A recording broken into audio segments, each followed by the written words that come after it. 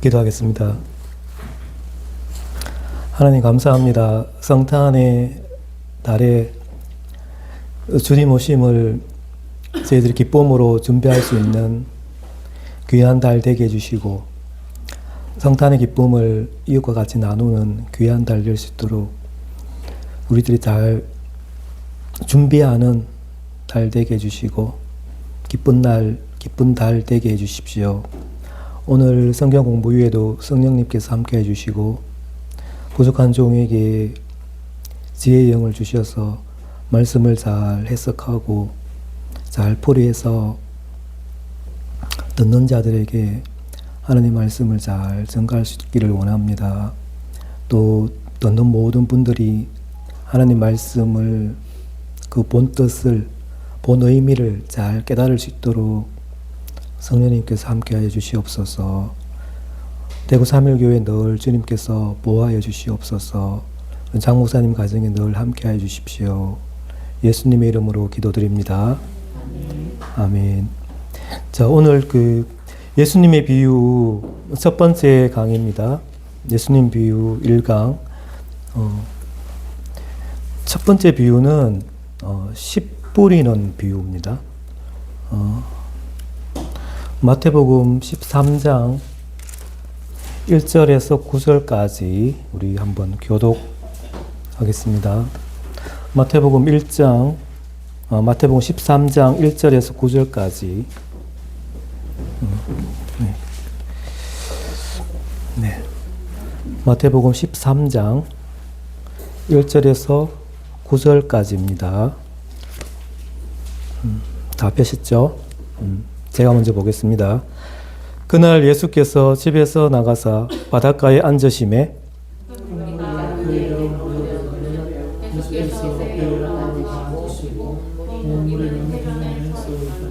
예수께서 비유로 여러 가지를 그들에게 말씀하여 이르시되 씨를 뿌리는 자가 뿌리러 나가서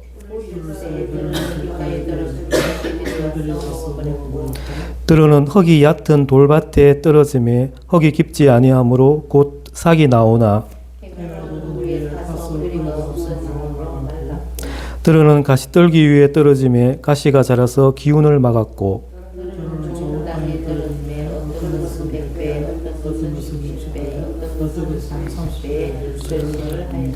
다 같이 봅니다. 귀 있는 자는 들으라 하시니라. 아멘.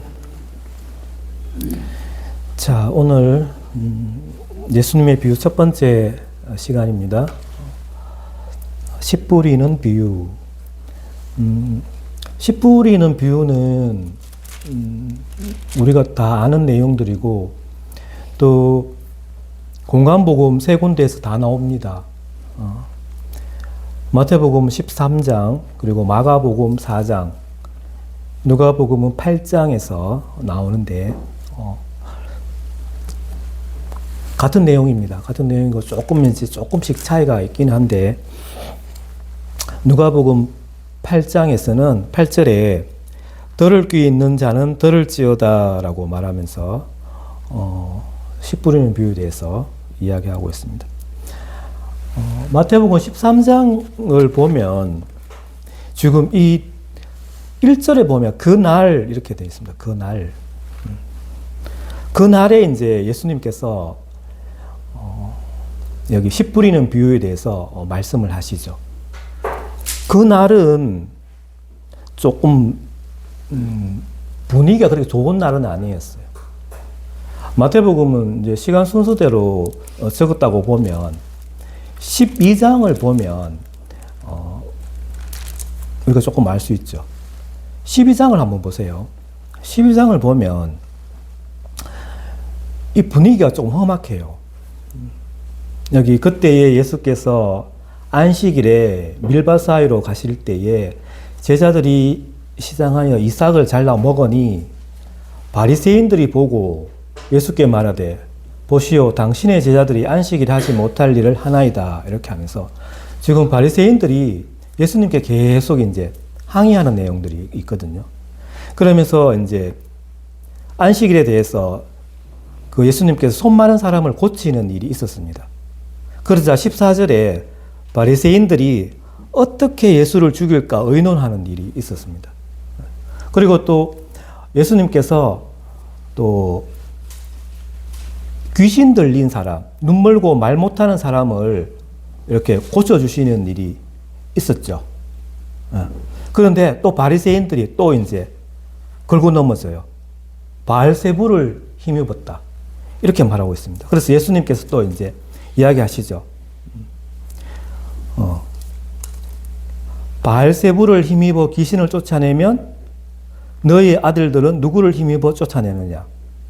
이렇게 말씀하시면서 이제 하시죠. 이런 분위기 속에 있어요. 그리고 또 38절에 보면 이렇게 말합니다. 서기관과 바리새인들이 또 나옵니다. 또 나와서 표적을 보여달라고 또 예수님께 요청하죠. 그래서 예수님께서는 악하고 엄란한 세대라고 말합니다. 악하고 엄란한 세대. 악하고 엄란한 세대가 표적을 구한다. 이렇게 말씀하시거든요. 이런 분위기 속에서 그날 예수님께서 이제 씨 뿌리는 비유에 대해서 말씀하시거든요. 예수님이 그 지상 사역을 보면 쉽지 않았어요. 12장을 읽어보면 그 분위기가 너무 예수님 보시기에 대적하는 자들이 많았거든요. 특별히 이제 바리새인들, 서기관들이 대적하는 그런 분위기 속에서 예수님께서 이제 비유를 하시죠. 이제 갈릴리 해변 근처에 있던 어떤 그 사람의 집에 있었는데 그 집에서 이제 바리새인들과 충돌이 빚어졌죠. 그래서 그날 예수님께서 이제 그 집에서 1절에 보면 나오셔갖고 바닷가에 앉으셨어요. 그러니까 이제 무리들이 그에게 이제 모여들었죠. 자, 그러자 예수님께서 이제 배에 올라가 앉으시고 온 무리는 해변에 서 있더라. 이렇게. 우리가 그 이미지를 한번 상상해 볼 수 있잖아요. 같은 이제 내용에 누가복음은 이렇게 말합니다. 각 동네 사람들이 예수께로 나와 큰 무리를 이루었다라고 말하거든요. 그러니까 그 전에 예수님께서 이미 수천 명에 달하는 군중을 먹이신 사건이 있었단 말이에요. 2번이나. 그때 뭐 5천 명도 4천 명도 이렇게 먹이신 일이 있었단 말이에요. 그러니까 그 군중들의 수가 엄청났다는 거예요. 그러니까 서로 막 그 예수님께 가까이 오려고 막 서로 밀치고 있었단 말이에요. 그래서 예수님께서 방법을 내신 게 이제 거기 바닷가에서 조금 떨어진 그 작은 고깃배에 올라가신 거예요. 보통 이제 그 시대 랍비들은 앉아서 가르쳤어요, 사람들을. 예수님이 앉아서 이제 비유의 말씀을 하고, 그 듣는 사람들은 서가 있었어요. 네, 서서 들었어요. 우리 지금 상황은 반대죠. 그때는 예수님이 앉으시고 서서 이제 들었습니다. 그래서 해변에 모여서 많은 군중들이 말씀을 들었습니다. 마치 그 갈릴리 바다와 그 사람들의 풍경이 마치 원형극장과 같은 그런 풍경이었다고 상상할 수 있어요. 그래서 바다에서 이렇게 바람이 이렇게 살살 불면 그 바람을 통해서 예수님의 그 음성이 군중적으로 이렇게 팍 퍼지는 거예요. 그래서 따로 뭐 음량 시설이 없더라도 소리가 잘 들리게끔 그렇게 자연을 잘 이용하셔서 수천 명의 군중들이 똑똑하게 들을 수 있도록 그런 분위기가 되었습니다. 그래서 예수님께서 거기 수천 명의 사람들이 다 이해할 수 있도록 누구나 다 익숙한 이야기를 꺼내셨어요. 그래서 씨 뿌리는 비유를 지금 하고 계신 거예요. 누가복음 8장에서는 이렇게 말합니다. 씨를 뿌리는 자가 그 씨를 뿌리러 나가서 뿌릴새 들어는 길가에 떨어짐에 밟히며 공중의 새들이 먹어버렸고 들어는 바위 위에 떨어짐에 싹이 났다가 습기가 없으므로 말랐고 들어는 가시떨기 위에 떨어짐에 가시가 함께 자라서 그 기운을 막았고 들어는 좋은 땅에 떨어짐에 나서 100배의 결실을 하였다라고 누가는 그렇게 이제 증언합니다. 이 이야기를 이해하지 못할 사람들은 아무도 없었을 거예요. 지금 우리 현 시대에 살고 있는 사람은 조금 이해하기 어렵지만 그 시대에는 농경사회이기 때문에 누구나 다 이해하는 그런 일상적인 이야기를 가지고 예수님께서 지금 비유로 지금 말씀하고 있는 거예요. 그 당시 1세기경에 한번 우리가 이제 역사를 보면 그 이스라엘에 이제 노는 거의 없고 거의 대부분 밭이었어요. 밭이었고 또 이제 뭐 유목 생활을 하면서 양을 키우고 이런 생활을 했단 말이에요. 그런데 이 밭을 보면 밭은 이렇게 뭐 밭이 이렇게 있으면 그 중간에 길이 있단 말이에요. 길이 아주 그 뭐 울타리도 없는 작은 길로 둘러싸여 있는 그런 밭의 형태를 가지고 있단 말이에요.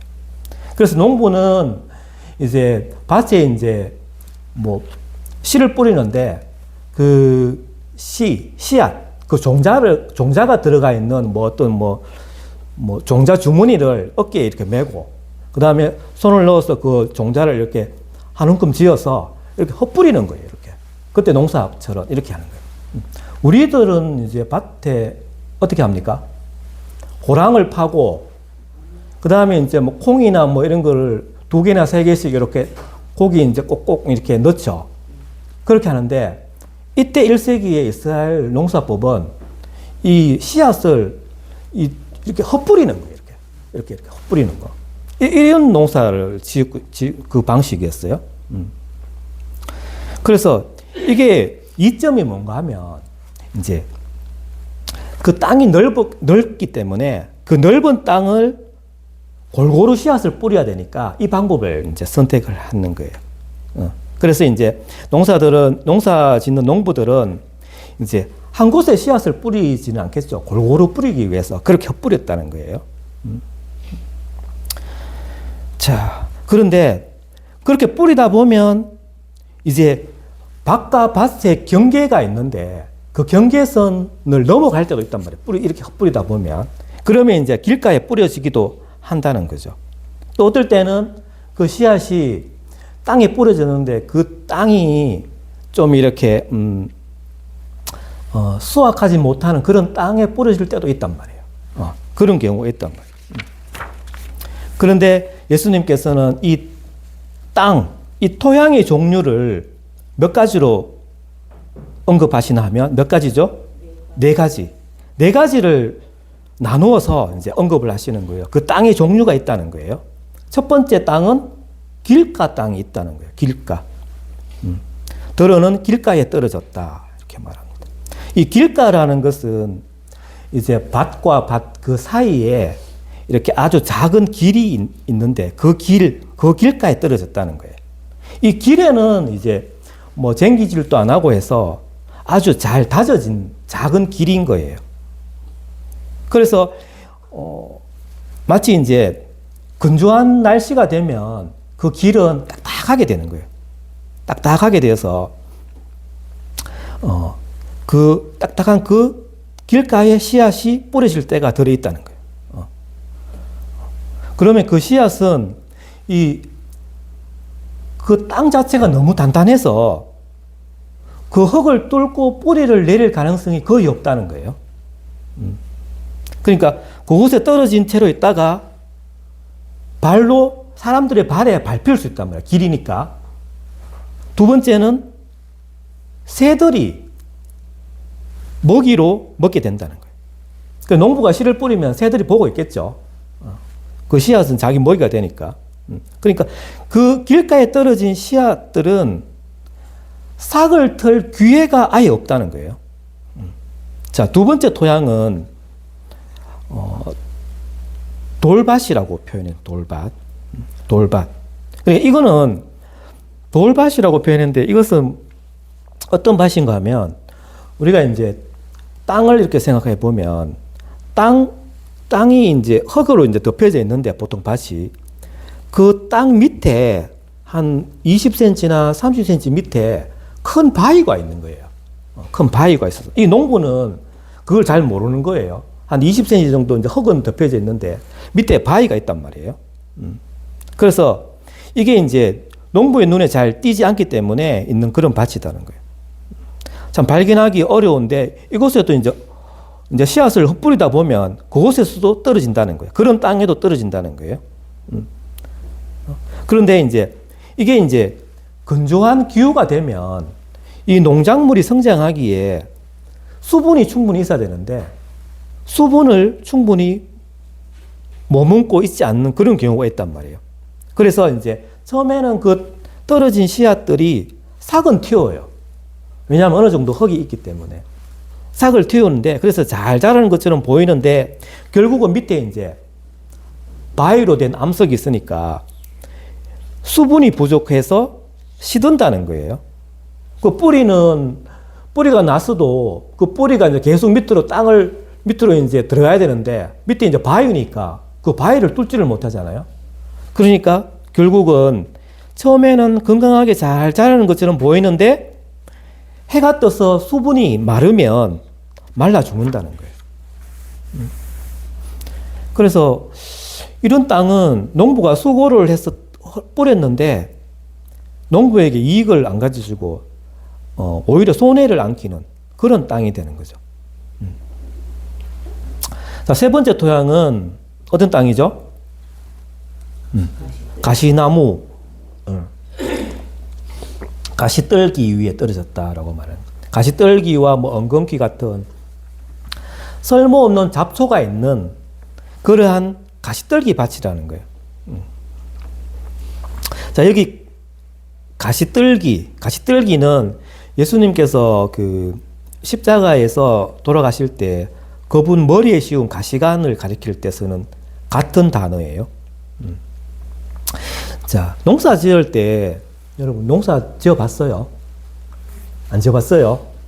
지어 본 사람 없어요? 없어요. 네. 농사를 짓다 보면 이런 그 가시떨기가 엉겅퀴가 많이 생겨요. 많이 생겨서 이게 농사에는 아무 쓸데가 없잖아요. 또 이 잡초들이 그 흙에 있는 좋은 영양분을 다 빼앗아 가는 거예요.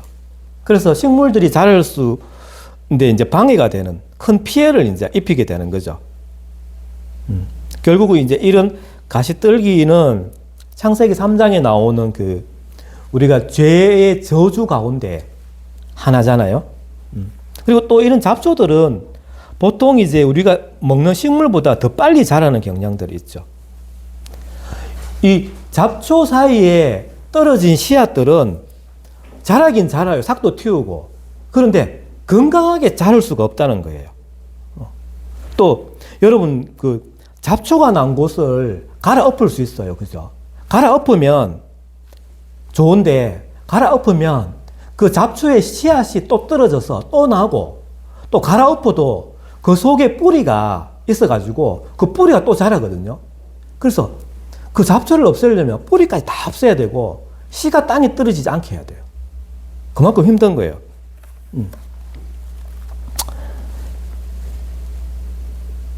그래서 이 잡초들은 흙에 있는 수분과 양분을 빨아들이고 또 햇빛을 또 가려요. 이게 잡초가 더 잘 자라니까. 식물이 자라려면 햇빛이 필요한데 이게 더 잘 자라니까 햇빛을 그 식물을 자라는데 이제 가리게 되는 거예요. 가리게 되면 식물이 제대로 못 크는 거예요. 웃자라기도 하고 이러잖아요. 그죠? 자, 마지막 토양은 어떤 토양입니까? 좋은 땅이라고 합니다. 좋은 땅, 비옥한 땅. 자, 잘 일군 밭에 떨어진 씨앗들은 이제 건강하게 잘 자라겠죠. 그래서 이런 씨앗들은 발에 밟히지도 않고 또 새들이 이제 먹지도 못하고 해서 뿌리가 깊게 내리죠. 여기는 잡초도 없기 때문에 농작물을 잘 자랄 수 있는 그러한 땅이죠. 모든 면에서 잘 준비된 그러한 땅인 거예요. 이곳에 떨어진 씨앗들은 이제 열매를 풍성하게 맺을 수가 있는 겁니다. 자, 그래서 이 마태복음과 마가복음에서는 이 좋은 땅에 떨어진 씨앗이 결실을 30배, 60배, 100배의 결실을 한다라고 말씀합니다. 그러니까 아무리 못해도 30배고 보통은 한 60배, 잘 되면 한 100배까지 가능하다라고 기록합니다. 그러니까 이제 이 100배라는 거는 풍성한 수확을 얻었다는 건데, 우리가 씨앗을 처음에 이제 예를 들어서 한 10,000원 정도 주고 구입을 해서 씨앗을 뿌렸는데, 그게 이제 결실을 되어서 파니까 한 100만 원 정도 수익이 났다, 이런 뜻인 거예요. 그 100배 결실을 했다고 하는 게. 자,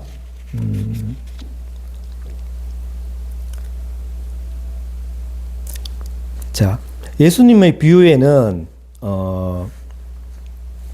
몇 가지 이제 분명한 사실이 있는데, 여기 씨 뿌리는 비유에서는 씨 뿌리는 자의 그 어떤 농부의 기술에 대해서는 한마디도 언급 안 해요. 그러니까 초보 농사꾼들이 있을 거고 또 프로 농사꾼들이 있을 거 아니에요.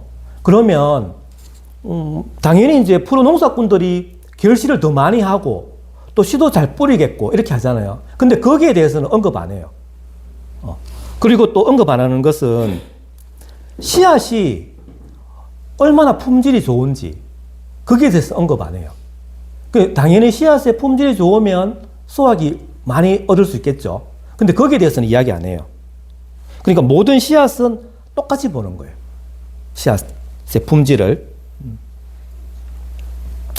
다만 예수님께서 이 비유를 통해서 가르치신 교훈은 토양에 관한 거예요. 흙에 관한 거. 이 땅에 관한 것만 지금 이야기하고 있는 거예요.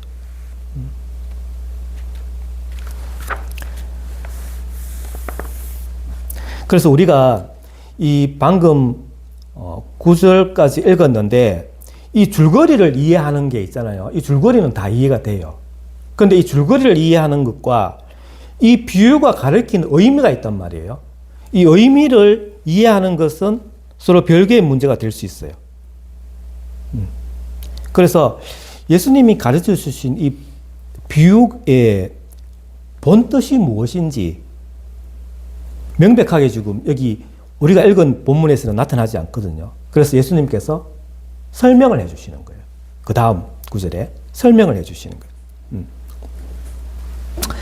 예수님은 이 예수님의 말을 듣는 이 청중들에게 이 비유의 진짜 의미가 뭔지 이해하라라고 말씀하시거든요. 그래서 누가복음 8장 8절에는 들을 귀 있는 자는 들으라라고 말합니다. 그러니까 들을 귀 있는 자는 듣게 하라라고 외치는 거예요. 이 말씀은 예수님께서 이제 비유를 가르치실 때 주의를 기울여서 믿는 마음으로 귀를 기울여 들으라.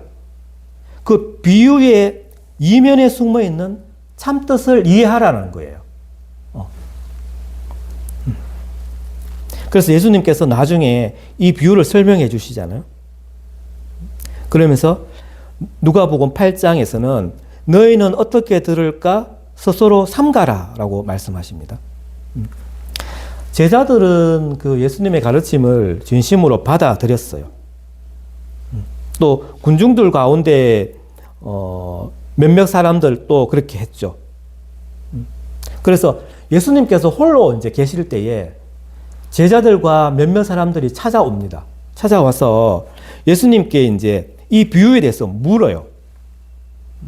여기 10절에 보면 말씀하죠. 제자들이 예수께 나와 이르되 어찌하여 그들에게 비유로 말씀하시나이까 이렇게 말씀하면서 제자들이 이 예수님의 비유에 대해서 찾아와서 물어요. 그러면서 누가복음 8장에 이렇게 말합니다. 제자들이 그 비유의 뜻을 물으니 이르시되 이제 예수님께서 말씀하시는 거예요. 하나님의 나라의 비밀을 아는 것이 너희에게는 허락되었으나 다른 사람에게는 비유로 하나니 이는 그들로 보아도 보지 못하고 들어도 깨닫지 못하게 하려 함이라 라고 말씀하십니다.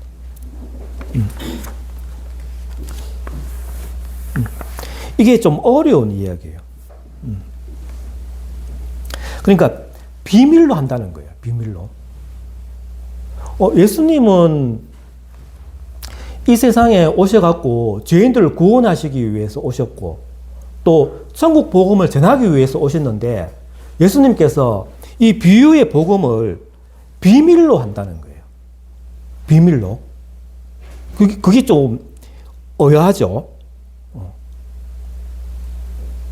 자, 성경에 나오는 그 비밀의 의미는 단순하고 간단합니다. 그러니까 성경이 말씀하는 비밀은 옛 언약 하에서는 분명히 드러나지 않았어요. 감추어져 있었거든요. 그런데 예수님이 오시고 난 새 언약 아래에서는 완전히 열려져서 말씀이 다 계시가 되었어요. 그게 이제 비밀 중에 하나가 뭔가 하면 이방인들도 복음에 참여한다는 거예요. 하늘나라의 후사가 된다는 거예요. 이게 이제 비밀에 해당되는 거예요. 그래서 바울이 이 비밀을 염두에 두고 이렇게 말했습니다. 이제 그의 거룩한 사도들과 선지자들에게 성령으로 나타내신 것 같이 다른 세대에서는 사람의 아들들에게 알리지 아니하셨으니 라고 말씀하시면서 복음 자체가 비밀이라는 거예요.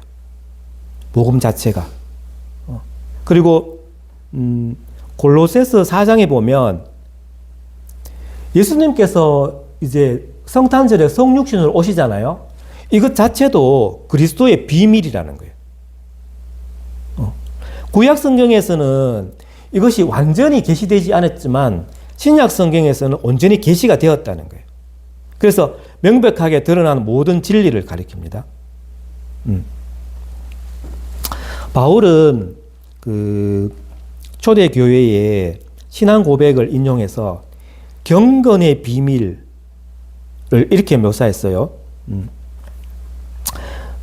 그는 육신으로 나타난 바 되시고 땅으로 의롭다 하심을 받으시고 천사들에게 보이시고 만국에서 전파하시고 세상에서 믿음 바 되시고 영광 가운데서 올려지셨느니라 이렇게 말합니다.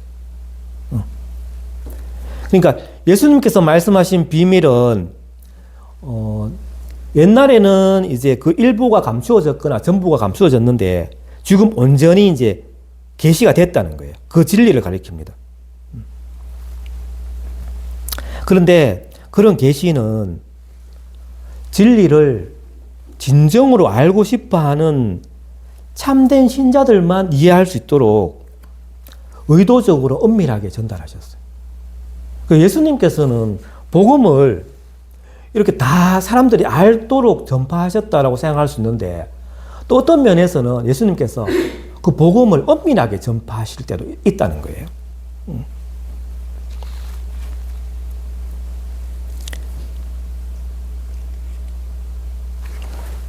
그러니까 그 시대에 예수님께서 여러 이제 뭐 산상보훈이나 여러 가지 많은 가르침을 주시잖아요. 그런데 그때 사람들이 이해할 수 있었던 것은 예수님께 그 말씀을 해석해 달라라고 요구할 정도로 관심이 있었다는 거예요. 여러분, 관심이 있어야지 이해가 되잖아요. 그죠? 아무 관심이 없는데 그 예수님의 비밀을 어떻게 알겠어요?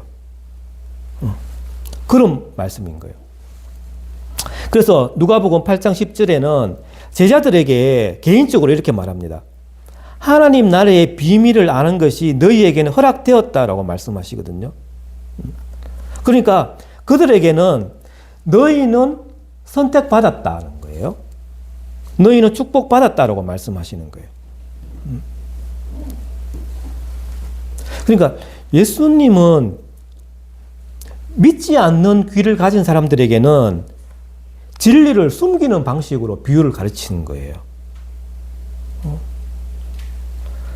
그러니까 이 예수님께서 말씀하신 이 비유를 진정 알고 싶어 하는 사람, 이해하고 싶어 하는 사람에게는 누구나 예수님께 그 의미가 뭔지 물어볼 수가 있다는 거예요.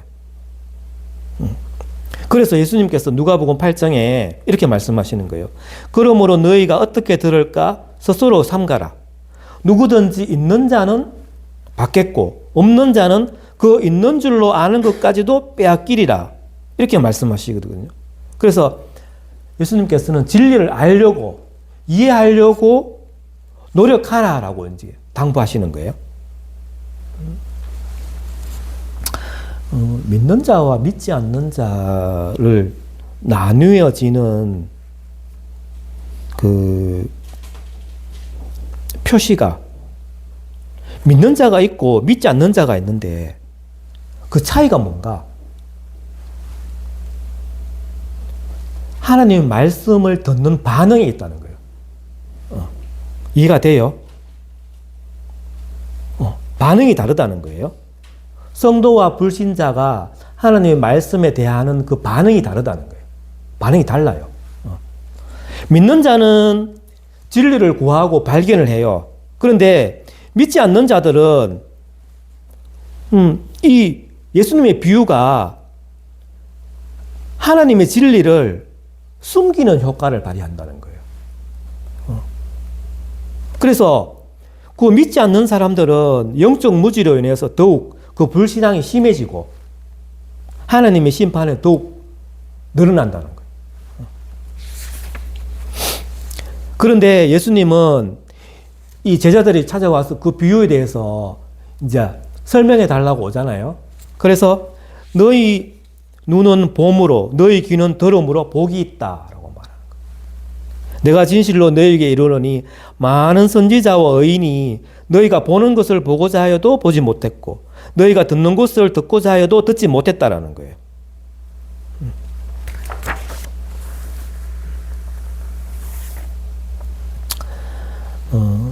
오늘 그 씨 뿌리는 자의 비유, 씨 뿌리는 비유, 이 비유가 왜 처음 비유 그 첫 번째 강의이냐 하면 이 비유를 읽고 해석하는 방법이 나머지 비유의 기준이 돼요. 기준이. 그러니까 이 비유를 이해하지 못하면 다른 예수님의 비유를 이해하는 데 어렵다는 거예요.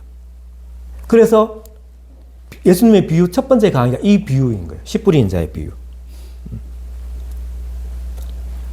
자, 누가복음 8장에서는 이 비유를 이렇게 말합니다. 이 비유는 이러하니라 말씀하시면서 이 씨를 뿌릴 때 이 씨는 무엇을 말하는가 하면 하나님의 말씀이다 라고 말합니다. 그리고 길가에 있다. 길가에 있는 땅은 말씀을 들은 자인데 마귀가 와서 그들이 믿어 구원을 얻지 못하게 하려고 그 말씀을 마음에서 빼앗는 것이다 라고 말합니다. 자, 바위 위에 있다는 것은 말씀을 들을 때에 기쁨으로 받는데 뿌리가 없어서 잠깐 믿다가 시련이 오면 어떻게 한다? 배반하는 자다 말합니다.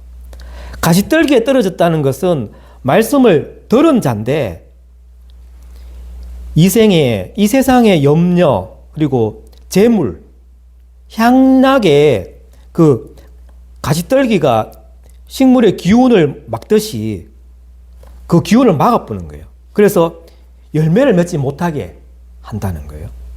좋은 땅에 있다는 것은 그 마음이 착하고 좋다는 거예요.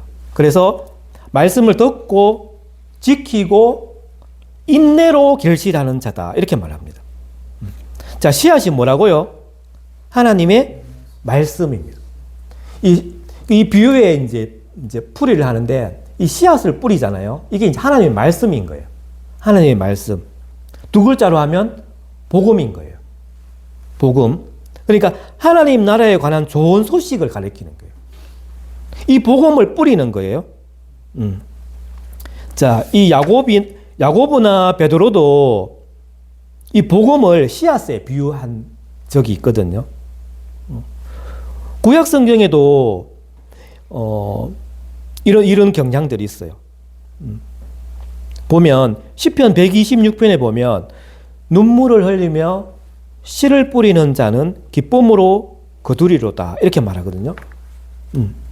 자, 울며 씨를 뿌리러 나가는 자는 반드시 기쁨으로 그 곡식단을 가지고 돌아온다라고 말했어요.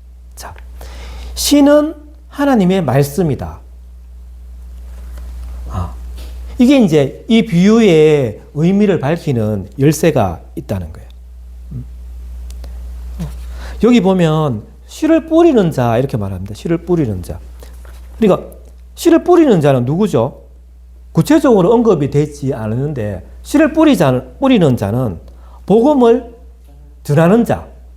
그러니까 전도자가 될 수도 있고 또 복음을 전하는 목회자가 될 수도 있고 그렇습니다. 그리고 또 누구다? 예수님이다. 씨를 뿌리는 자가. 왜냐하면 마태복음 13장 37절에 보면 좋은 씨를 뿌리는 이는 인자요라고 말씀했거든요. 그래서 예수님을 가리킨다라고도 말씀할 수 있어요. 자, 씨 뿌리는 자에 대해서 이야기했고, 그 다음에 이 비유의 요점은 땅과 관계가 있다라고 말씀했어요. 땅과 관계있다. 이 땅이 무엇을 나타낼까요? 이 땅이 네 가지 땅이 있는데, 네, 성도의 마음인 거예요. 이 땅이 그러니까 사람의 마음이 예수님은 지금 네 가지로 지금 분류해서 지금 말씀하고 있는 거예요. 사람의 마음이 어떻다? 길가 마음이 있고 또 돌밭 마음이 있고 가시밭 마음이 있고 좋은 땅 가진 마음이 있다. 이 네 가지가 딱 있다라고 딱 정해주는 거예요. 마치 우리가 혈액형이 한 네 가지가 있죠. 뭐 그런 것 같이 딱 네 가지로 딱 정해주는 거예요. 이 땅은 마음인 거예요. 인간의 마음을 나타냅니다. 그러니까 이 비유는 인간의 마음을 어떻게 한다? 그 말씀을 받아들이는 정도가 어떤지, 반응이 어떤지에 따라서 인간의 마음을 네 가지로 나누어서 지금 설명하고 있는 거예요. 자, 첫 번째 이제 길가와 같은 마음이 있다는 거예요. 길가. 첫 번째 마음인데, 길가는 첫 번째 이제 발에 밟히잖아요. 길가에 있으니까. 그리고 그 길가의 땅은 이 복음이 들어갈 틈이 없는 거예요. 그런 마음을 묘사하는 거예요. 표현하는 거예요. 마치 그 땅이 이런 콘크리트 바닷가 같은 거예요.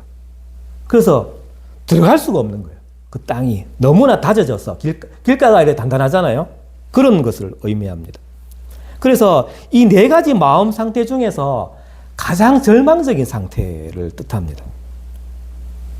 이 마음이 어떻다? 돌처럼 단단하다는 거예요. 그래서 이 마음을 가진 자는 불신자를 말합니다. 불신앙, 그리고 죄를 사랑하는 성향이 있는 사람. 그러니까 하나님의 말씀인 이 진리가 그 마음 속에 뿌리를 못 내리는 거예요. 너무 딱딱해서.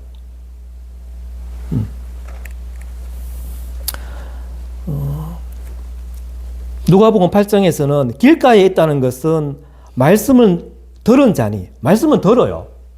듣는데 마귀가 와서 그들이 이제 믿어가지고 구원을 얻어야 되는데 그것을 마귀가 못하게 하려고 그 마음을 빼앗는 거예요. 그래서 이제 여기 보면 마태복음 13장 4절에는 새들이 와서 먹었다 그랬잖아요. 이 새가 마귀를 맡아요. 마귀가.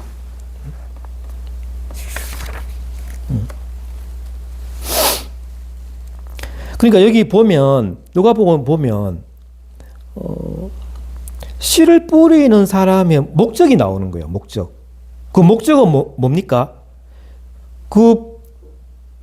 그들의 마음이 믿고 구원을 얻는 거예요.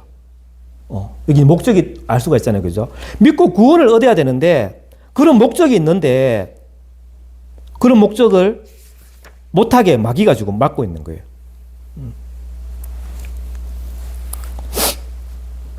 씨를 뿌리는 목적 중에 하나가 예수님의 복음을 선포하는 거다. 이렇게 말할 수 있는 거예요. 씨를 뿌리는 자는 복음을 전도하는 자다. 이렇게 말합니다. 자, 여기 이제 길가와 같은 마음이 구약 성경에서는 어떻게 표현했나 하면 목이 뻣뻣한 사람이다 이렇게 말했어요. 목이 뻣뻣한 사람. 목에 기부했다 그러잖아요. 목이 뻣뻣한 사람. 그러니까 자신의 마음이 아주 강팍한 거예요. 그 얘가 이제 이스라엘 왕 중에 시드기야라는 왕이 있었어요. 이 왕이 그런 거예요. 목을 곧게 했다라고 말합니다. 목을 곧게 했다. 스데반도 이제 돌에 맞아 순교할 때 이렇게 말하거든요. 목이 곧고 마음과 귀의 할례를 받지 못한 사람들아 이렇게 말하거든요. 목이 곧다라고 말해요. 이게 이제 길가에 있는 그런 마음을 가진 사람.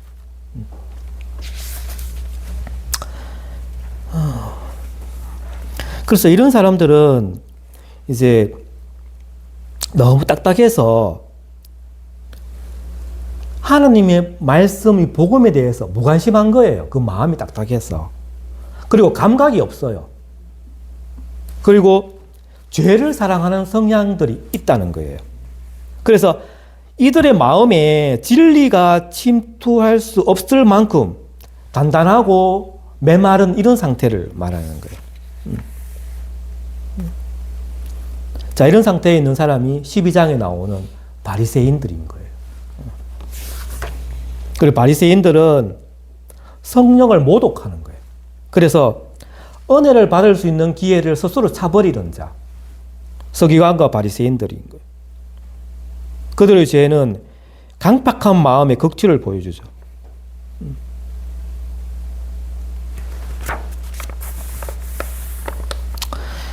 자, 마귀가 이제 나옵니다. 이게 마귀가 하나님의 말씀을 들을 때에 그들이 구원을 얻지 못하게 그 말씀을 마음에서 빼앗는 거예요.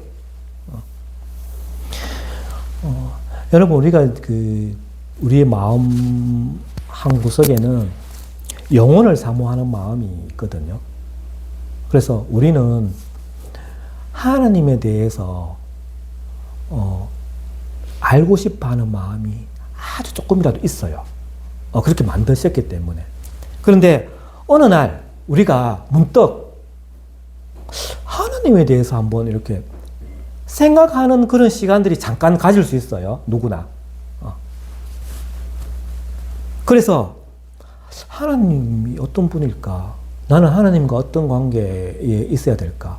이렇게 아주 영적인 부분에 대해서 생각하는 시간이 이렇게 있을 수 있단 말이에요. 그때 누가 와요? 마귀가 와요. 마귀가 와서 그 사람의 머리에 생각을 탁 집어줘 넣는 거예요. 어떤 생각을? 점심 먹을 때 됐잖아, 이런 거예요. 근데 점심 먹을 때 됐잖아, 지금. 그렇네. 그럼 어떻게 점심 먹으러 가는 거야? 점심 먹으러 가서 이제 점심 먹으려고 또 이렇게 하고 있는데 또 이제 아까 그 생각이 나는 거야. 하나님 생각이 나는 거예요. 그래서 마귀가 뭐라 그래요? 밥 먹어. 뭐하니? 밥 먹어, 지금. 막 정신없이 밥 먹는 거예요. 그래, 밥 먹다가 보니까, 오늘 집에 가서 할 일도 많고, 할 게 너무 많은 거예요. 생각이 복잡한 거예요. 그러면서 하나님에 대해서 생각을 하려고 하다가 그걸 잊어버리고 이제 그냥 평상시와 다름없이 살아가는 거예요. 그러면 마귀가 이제 뒤에서 미소를 짓는 거예요. 자, 마귀가 하는 일이 그런 거예요. 속이는 거예요. 거짓말하고 거짓삽이잖아요. 또 어떨 때는 광명의 천사로 나타나서 의의 일꾼같이 가장을 하고 막 이렇게 속이는 거예요. 그래서 그런 마음들이 있다. 두 번째는 어떤 마음이 있다? 돌밭 같은. 돌밭은 이제 흙이 위에 얄팍하게 이제 있어요.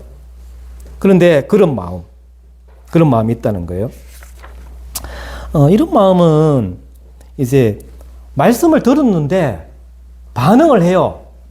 이 길가는 아예 반응을 안 하잖아요. 너무 마음이 딱딱해서. 근데 반응을 해요. 그런 마음이에요. 또 반응을 하는데 기쁨으로 받아요. 처음에. 근데 결국은 뿌리를 내리지 못해서 잠깐 믿다가 우리가 믿으면 지난주에 말씀드렸죠. 믿음은 희생이 따른다. 믿기 시작하면 좋은 일만 있으면 좋겠는데 힘든 게 막 오거든요. 또 그럴 때 어떻게 한다? 배반하는 자다. 누가복음 8장에서 말합니다. 자, 식물은 뿌리를 깊게 내려야 되는데 이 건조한 기후에서 뿌리를 깊게 내리지 못하면 결국은 말라 죽는, 오래 못 산다는 거예요. 시들어 죽습니다. 그런 것은 성장해봤자 열매도 못 맺는다는 거예요. 마치 지붕 위에 있는 풀과 같다는 거예요. 시편 129편에 보면 악인들을 가르쳐서 시편에 나오는 악인은 하나님을 믿지 않는 자를 말하는 거거든요. 그 악인들을 어떻게 비유했냐면 지붕 위에 있는 풀과 같다는 거예요. 그래서 지붕 위에 이제 거기에 이제 먼지가 조금 있어서 풀이나 잡초가 약간 삭을 틔워서 잠시 동안은 무성하게 자랄 수 있는데 결국은 오랫동안 생명을 유지할 수 없다라는 거죠. 결국은 이제 말라 죽고 만다. 이렇게 말합니다. 자, 그래서 이 사람은 복음에 반응을 해요. 말씀을 들을 때 기쁨으로 받는 거예요. 그래서 어떨 때는 열정적으로 믿을 때가 있어요. 이 사람은 믿기는 믿는데 잠깐 믿은 거예요. 처음에 이제 지성적으로 말씀을 받아들여요.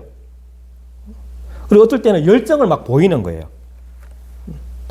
일시적인 이 믿음은 참 믿음이 아닌 거예요. 그러니까 뿌리가 없는 이 얄팍한 상태에서는 피상적인, 그리고 어떤 시험이 왔을 때 어려움에 부딪히면 배반하는. 그래서 결국은 이제 믿음이 없음으로 드러난다는 거예요.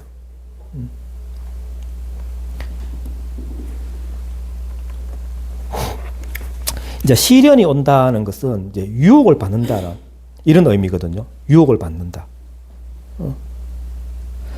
자, 우리가 예수님을 처음 믿게 되어서 제자가 되잖아요. 그러면 시험이 온다는 거예요. 시험이 온다.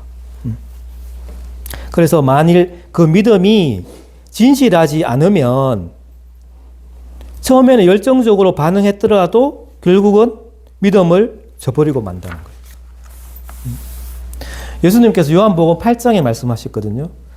너희가 내 말에 거하면 참으로 내 제자가 된다라고 말했거든요.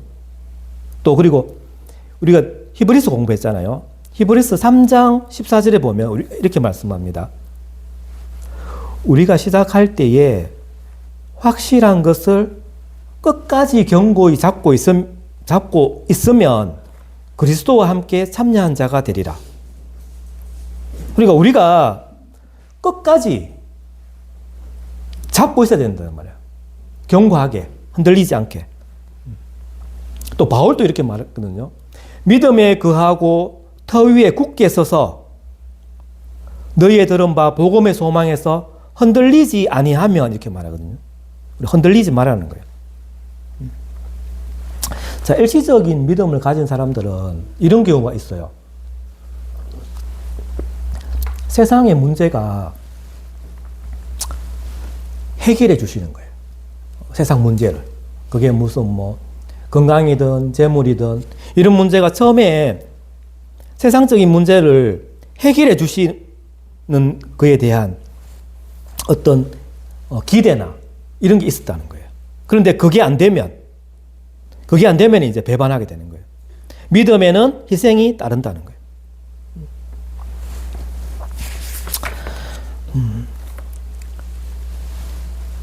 처음에 이런 사람들은 아주 막 너무나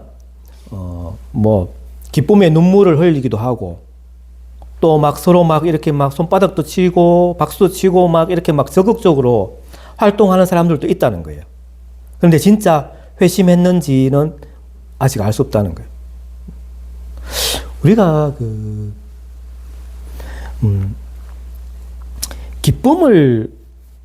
기쁨이 있죠. 처음에 이제 믿게 되면, 구원받으면 기쁨이 있죠. 근데 그 기쁨만으로 이 사람이 진짜 회심했는지는 알 수 없다는 거예요. 기쁨만으로는. 진짜 알려면 그 사람의 열매를 봐야 된다. 자, 세 번째 밭은 어떤 밭이죠? 네, 가시떨기 위에 떨어졌다라고 말합니다. 그러니까 가시떨기와 이런 엉겅퀴와 잡초가 있는 이런 땅과 같은 마음이 있다는 거예요. 그러니까 이런 땅은 어떤 땅인가 하면 세상을 너무 좋아하는 거예요. 세상을 너무 좋아해서 거기에 얽매여 사는 마음. 그러니까 이생의 염려, 걱정이나 아니면은 재물을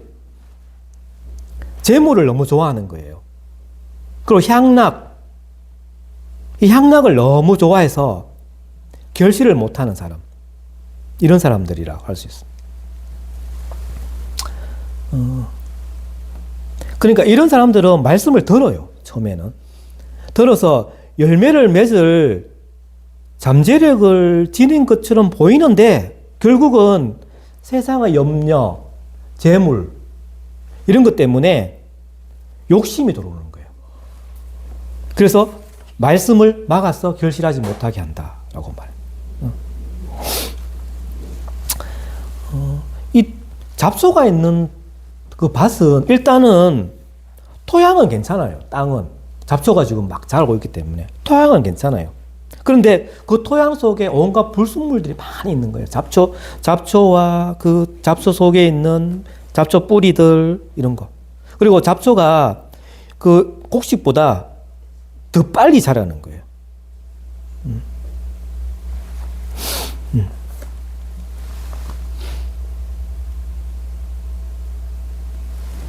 그래서 어떤 야심이라든지 재물, 또 세상의 지위, 아니면은 일탈, 이런 거와 같은 일시적인 세상의 가치들이 마음을 온통 이렇게 꽉 잡고 있는 거예요. 그래서 진리를 가로막고 있다. 이런 사람의 마음을 두 마음을 품었다라고 말하거든요. 그 정함이 없습니다. 예수님께서 말씀하셨잖아요. 집에 있는 하인이 두 주인을 섬길 수 없다. 혹 이를 미워하고 저를 사랑하거나 혹 이를 중히 여기고 저를 경히 여길 것이다.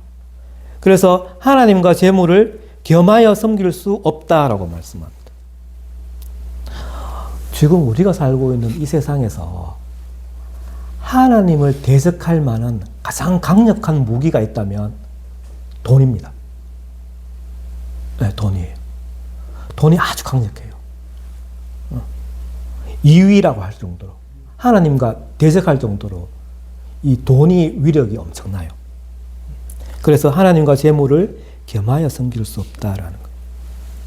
재물의 유혹에 말씀이 막혀서 결실하지 못하는 자인 거예요. 자, 사도 바울이 디모데에게 이렇게 편지합니다. 부활이 하는 자들은 시험과 올무와 여러 가지 어리석고 해로운 욕심에 떨어지나니 이렇게 말합니다. 곧 사람으로 파멸과 멸망에 빠지게 하는 것이라. 돈을 사랑함이 일만하게 뿌리가 되나니 이것을 탐내는 자들은 미혹을 받아서 믿음에서 떠나 많은 근심으로써 자기를 찔렀다라고 말합니다.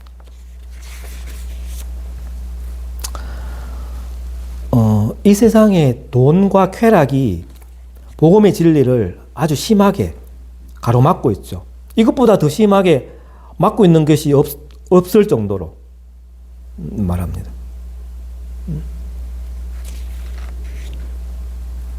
야고보가 이렇게 말해요. 세상의 쾌락을 쫓는 자들에게 이렇게 말합니다. 간음한 여인들아, 세상과 벗된 것이 하나님과 원수됨을 알지 못하느냐. 그런즉 누구든지 세상과 벗이 되고자 하는 자는 스스로 하나님과 원수가 된다라고 말해요. 사도 요한도 이렇게 말했죠. 이 세상이나 세상에 있는 것들을 사랑하지 말라. 누구든지 세상을 사랑하면 아버지의 사랑이 그 안에 있지 아니한다라고 말했죠. 이 비유는 이제 가시떨기 위에 떨어진 이 땅은 부패한 욕망, 또 이 세상을 지배하는 어떤 신념을 상징하기도 해요.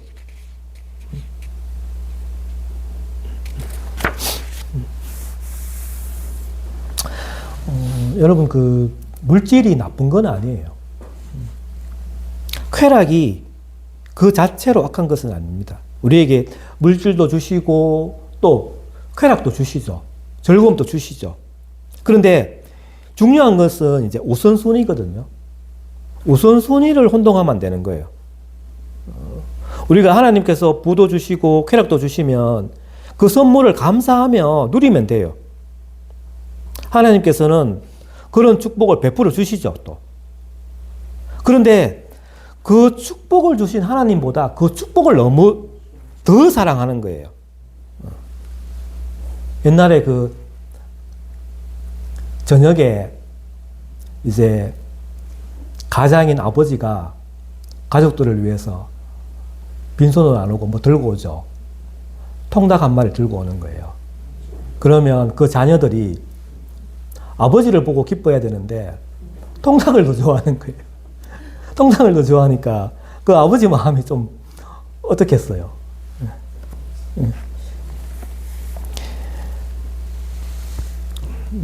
그래서 바울이 디모데에게 말합니다. 정함이 없는 재물에 소망을 두지 마라. 오직 우리에게 모든 것을 후히 주사 누리게 하시는 하나님께 돌아라고 말합니다. 자, 그 예수님 사역 중에 젊은 부자 관원이 왔거든요. 이 관원이 와서 예수님께 영생을 받으려면 어떻게 하느냐라고 이렇게 예수님께 찾아왔는데 이 젊은 부자 관원은 돈을 너무 좋아하는 거예요. 물질주의자인 거예요. 예수님께서 단번에 그 사람의 마음을 아시겠죠. 그 청년이 재물이 많음으로 그 예수님의 말씀을 들었는데 근심하며 갔다라고 말합니다. 그러니까 이 젊은 관원은 하나님보다 세상적인 것을 더 사랑하는 거예요. 또 다른 예가 또 있죠. 가룟 유다죠. 가룟 유다는 예수님께서 12제자를 부르실 때에 그분을 섬기는 척 했는데 결국에는 은 30냥에 예수님을 배신하잖아요. 성경은 이렇게 말합니다. 유다가 돈을 사랑했다.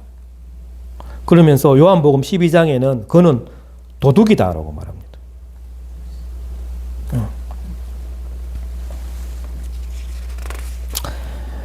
자, 길가와 같은 그런 마음, 얄팍한 흙과 같은 그런 마음, 잡초가 있는 땅과 같은 마음은 모두 열매를 맺지 못해요. 농사를 짓는 이유는 열매를 따먹기 위하잖아요. 수확물을 거둬야 되는데 이 농작물을 길러내는 목적이 있는데 이런 땅은 아무 쓸모가 없다는 거예요.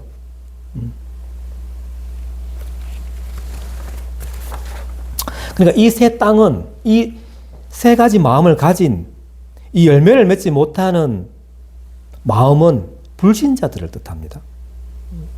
자, 마지막 땅은 어떤 땅이에요? 좋은 땅 이렇게 말합니다. 좋은 땅. 좋은 땅과 같은 마음. 마지막 땅인 이 땅은 잘 경작되어서 원하는 농작물을 길러냅니다. 누가복음에서는 이 땅을 어떻게 말하는가 하면 이 땅이 착하고 좋은 마음으로 말씀을 듣고 지키고 인내로 결실하는 자라고 이렇게 말합니다. 잘 준비된 마음입니다.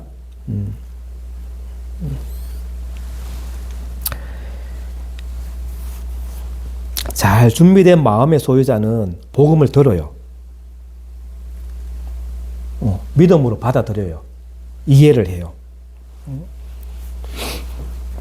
자, 누가가 이렇게 말했잖아요. 인내로 결실하는 자. 말씀을 듣고 지키고 인내로 결실하는 자라고 말했어요. 그러니까 이 말씀은 진리를 굳게 붙잡고 믿음으로 인내하는 거 말하죠. 누가 진짜 구원을 받았는지 우리가 확실하게 알 수 있는 것은 인내로 결실하는 자인 거예요. 인내로 결실하는 자. 이게 이제 인내가 그 믿음의 표징, 믿음의 특징인 거예요. 이게 이제 오늘 비유의 교훈 중에 하나입니다. 일시적인 믿음은 참 믿음이 아니죠. 자, 그러면서 이 비유에 언급된 열매에 대해서 말하거든요. 열매는 뭔가? 열매는 이제 성경 전체를 통해서 보면 이제 여러 가지가 이제 알 수 있는데, 첫 번째는 성령의 열매를 가리킵니다. 성령의 열매. 성령의 열매 다 여러분 암기하죠. 사랑과 희락과 화평과 오래 참음과 자비와 양성과 충성과 온유와 절제. 이게 이제 성령의 9가지 열매잖아요. 이 9가지 열매를 가리킵니다. 9가지 열매. 이 갈라디아서에 나오잖아요. 이 9가지 열매가 있고, 또 두 번째는 어떤 열매가 있나 하면 빌립보서 1장에 보면 의의 열매가 나옵니다. 하나님의 영광과 찬송이 되는 모든 의의 열매가 여기에 해당됩니다. 그리고 히브리스에서 또 나오죠. 어떤 열매가 나온가 하면 히브리스 13장에 보면 입술의 열매가 있습니다. 입술의 열매. 이거는 이제 하나님의 이름을 정언하는 입술의 열매에 대해서 나오고, 또 바울이 이야기하죠. 바울 자신이 이제 전도를 많이 하잖아요. 그래서 예수님께로 인도한 사람들을 자기 사역의 열매로 간주해요. 사역의 열매. 우리가 주님의 일을 하다 보면 열매를 이제 맺는데, 자기 일을 통해서 전도를 통해서 예수님을 믿은 사람, 이게 이제 자기 열매가 되는 거예요. 이게 사역의 열매. 이렇게 여러 가지 이제 열매가 해당된다는 거죠. 이런 사람들은 열매를 맺는데 풍성하게 맺을 것이다 라고 말합니다. 열매를 맺는 그 이익이 농부한테는 이제 엄청난 보상이 되잖아요. 자, 여기 보면 30배, 60배, 100배라고 이제 이야기했는데, 성도가 열매를 맺는데 모두 다 똑같은 열매를 맺지 않아요. 어떤 사람은 30배, 어떤 사람은 60배, 어떤 사람은 100배를 맞는다는 거예요. 그러니까 믿음의 결과가 사람마다 다 똑같지는 않다는 거예요. 하지만 분명히 알 수 있는 것은 풍성한 열매를 맺어야 된다는 거예요. 풍성한 열매를. 자, 우리는 어떤 사람인가 하면 예수 그리스도 안에서 선한 일을 위하여 지으심을 받은 자. 에베소서 2장 10절에 말씀하고 있거든요. 그래서 예수님께서는 요한복음 15장에서 내게 붙어 있어가지고 열매를 맺지 아니하는 가지는 아버지께서 그것을 제거해 버리시고, 무릇 열매를 맺는 가지는 더 열매를 맺게 하여서 그것을 깨끗하게 하신다라고 말씀하시거든요. 열매, 곧 하나님의 사역을 통해서 풍성하게 이루어지는 이 수확은 당연히 기대해야 될 구원 신앙의 결과죠.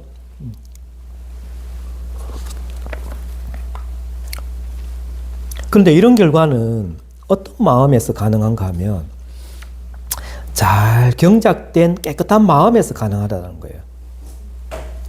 오직 잘 경작된 깨끗한 마음.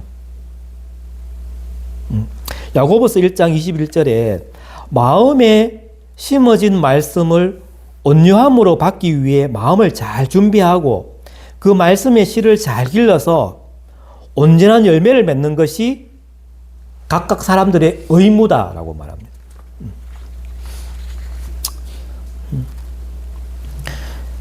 구약에 보면 그 솔로몬의 아들이 나오죠. 르호보암이 나옵니다.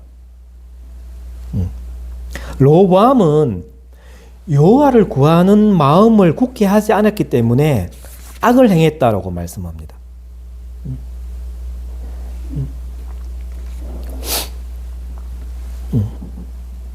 자, 하나님은 구약 선지자를 통해서 이 타락한 백성들에게 너희 묵은 땅을 갈고 가시덤불에 파종하지 말라라고 말씀하셨거든요. 그래서 이 말씀은 마음을 잘 준비해서 말씀을 받아들이라 라는 그 하나님의 명령을 분명하게 전하고 있어요. 이게 모든 사람들의 의무입니다. 그런데 문제가 있습니다. 이 의무를 스스로의 힘으로는 이행할 수가 없습니다. 우리는 우리 자신이 잡초가 무성한 그러한 불순종의 마음을 가진 타락한 죄인들이죠. 그래서 우리가 어떤 햇빛에 비춰지면 노출될 때마다 그 단단함의 강도가 훨씬 더 강해지는 거예요. 그래서 도무지 씨앗이 자랄 수 없는 그런 길가의 땅과 같다는 거예요. 그래서 그 길가의 땅과 같이 하나님의 말씀이 우리 안에 들어오는 것이 불가능할 정도인 거예요. 바울이 말했죠. 거듭나지 못한 이 육신의 생각은 하나님과 원수가 된다고 말했잖아요. 그래서 하나님의 법에 굴복하지 않을 뿐만 아니라 할 수도 없다라고 말했어요. 육신에 있는 자들은 하나님을 기쁘시게 할 수가 없어요. 처음에 이제 길가에 있는 이 땅이 스스로 내가 좋은 땅이 되겠다라고 생각해서 스스로 좋은 땅이 될 수 없다는 거예요. 여기 돌밭에 이 돌밭이 내가 스스로 좋은 땅이 되겠다고 해서 좋은 땅이 될 수가 없어요. 여기 가시떨기 이 땅이 스스로 좋은 땅이 될 수가 없다는 거예요. 문제가 그건 거예요. 오직 하나님만이 마음을 이 세 가지 땅의 그 마음을 개간할 수가 있어요. 그래서 말씀을 받아들일 준비를 갖추게 하실 수 있다는 거예요. 그래서 성령 하나님께서 우리를 거듭나게 하시고 거룩하게 하시는 그 일을 통해서 지금 이 일을 하실 수 있다는 거예요.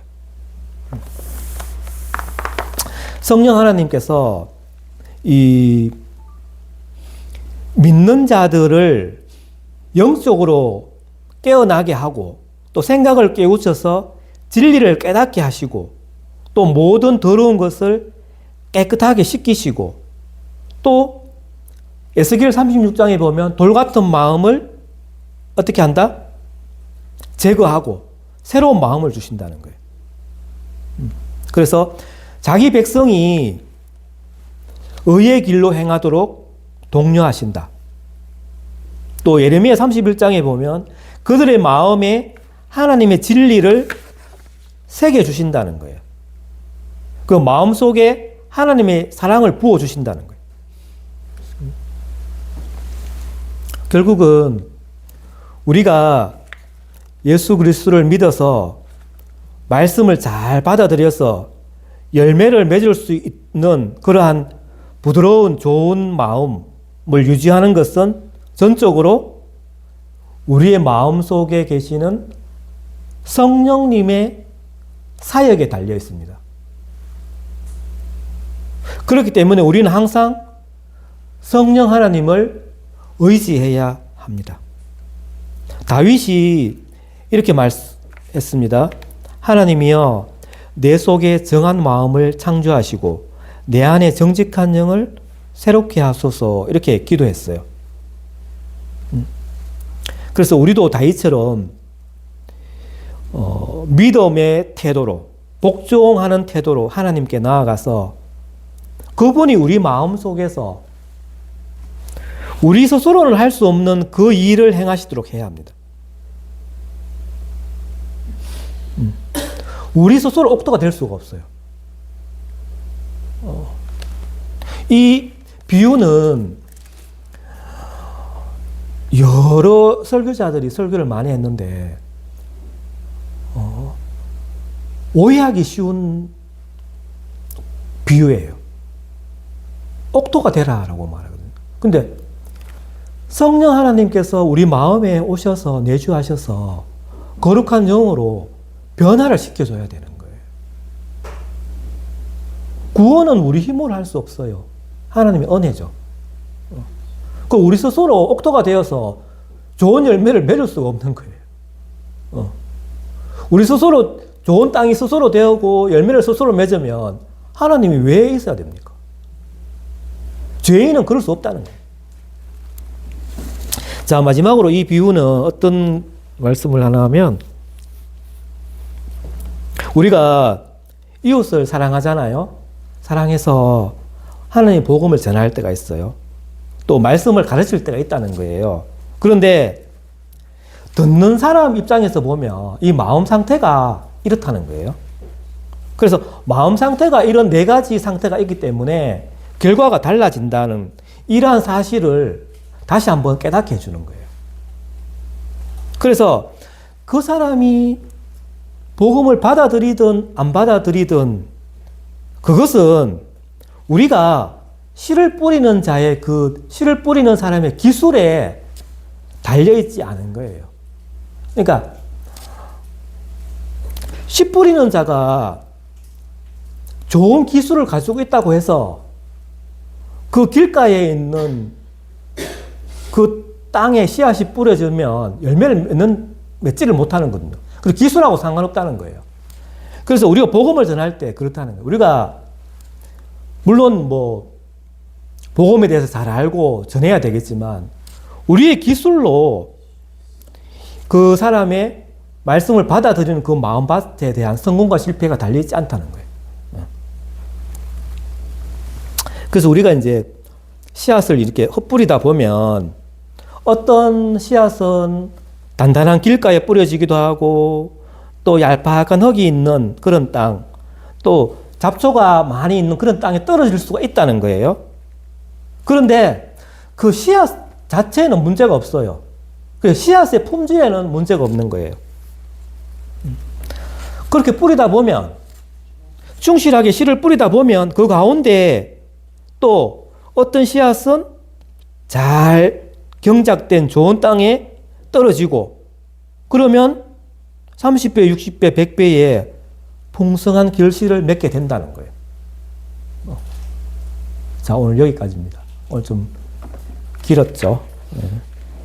자, 기도하고 마칠게요. 하나님 감사합니다. 오늘 예수님의 비유 첫 번째 시간이었는데, 하나님의 말씀을 듣고 잘 깨달을 수 있도록 역사하여 주십시오. 주님, 우리의 심령을 거룩하게 하여 주시사 우리의 마음을 좋은 땅으로 개간하여 주셔서 말씀을 잘 받아들일 그런 준비가 되게 하여 주십시오.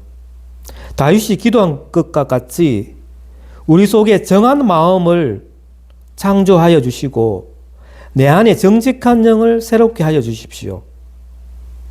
하나님, 우리는 죄인입니다. 죄인인 우리들을 항상 성령 하나님을 우리가 온전히 의지합니다.